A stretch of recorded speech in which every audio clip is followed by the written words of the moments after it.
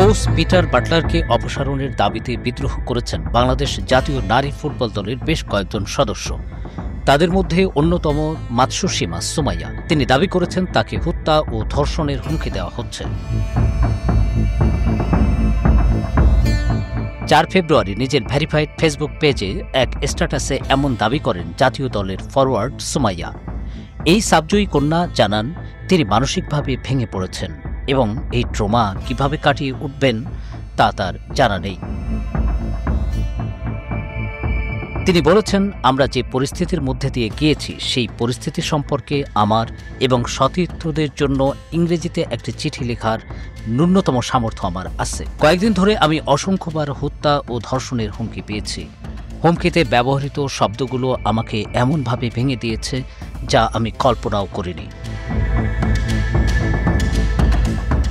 আমি জানি না এই মানসিক বিপর্যস্ত অবস্থা কাটিয়ে উঠতে আমার কত সময় লাগবে, তবে এটা বলতে চাই, শুধু স্বপ্ন অনুসরণ করার জন্য আর কাউকে যেন এইসবের মধ্যে দিয়ে যেতে না হয়। বাটলারের অপসারণ দাবিতে মেয়েরা বাংলাদেশ ফুটবল ফেডারেশন বরাবর একটি চিঠি দেয়। ইংরেজিতে লেখা সেই চিঠিটি দিয়েছেন সুমাইয়া নিজেই। ফুটবলার হওয়ার আগে নিজের পরিবারের সঙ্গে সংগ্রাম করার কথাও বলেন এই ফুটবলার। সুমাইয়ার ভাষায়, ফুটবল খেলার জন্য আমি আবার বাবা মার সঙ্গে লড়াই করেছি, শুধু এই বিশ্বাসে যে আমার দেশ আমার পাশে দাঁড়াবে, কিন্তু বাস্তবতা ভিন্ন। সত্যিকার অর্থে কেউই একজন ক্রীড়াবিদের মানসিক স্বাস্থ্য নিয়ে চিন্তা করে না।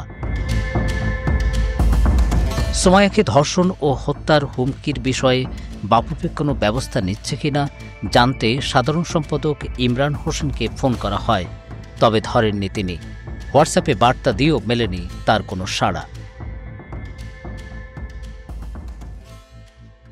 কেউ না বুঝলেও আমরা আপনার প্রয়োজন বুঝি, আর তাই তো অত্যাধুনিক ফিচার সম্বলিত বিভিন্ন সাইজ আর কালারের 250-টিরও বেশি ডিজাইন অপশন নিয়ে ওয়ালটন স্মার্ট ফ্রিজ বোঝে আপনার প্রয়োজন।